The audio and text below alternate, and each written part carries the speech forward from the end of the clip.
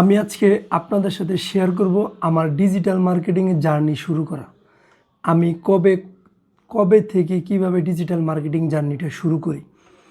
আমার মনে আছে যে আমি আসলে ডিজিটাল মার্কেটিংটা এর মধ্যে একটা কথা বলি, আমার এই কথাগুলো শোনার পরে আপনি যদি পুরো ভিডিওটা দেখেন, হয়তো আপনার কোনো কাজ শুরু করা বা কোনো স্কিল শুরু করার ক্ষেত্রে আপনার অনেক বড় একটা ফায়দা পাবেন।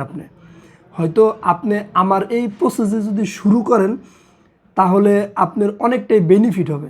আপনি পুরো ভিডিওটা শুনতে পারেন, আশা করি আপনার লস হবে না।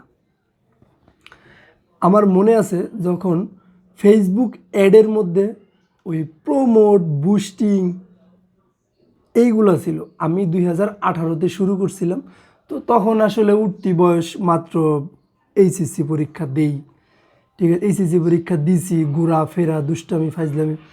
3-4 মাস পরে আর ওরকম হয় নাই, কিন্তু আমি টুকটাক ইউটিউবে ভালো বেশ কিছু ভিডিও দেখতাম। তো তারপরে ওইভাবে আস্তে ধীরে যায়, কিন্তু মার্কেটিংয়ের প্রতি একটা আগ্রহ থাকে। তো তারপরে আমি আসলে না বুঝাই ইউটিউবে অনেক ভিডিও দেখি, এইভাবে অনেক দিন কেটে যায়।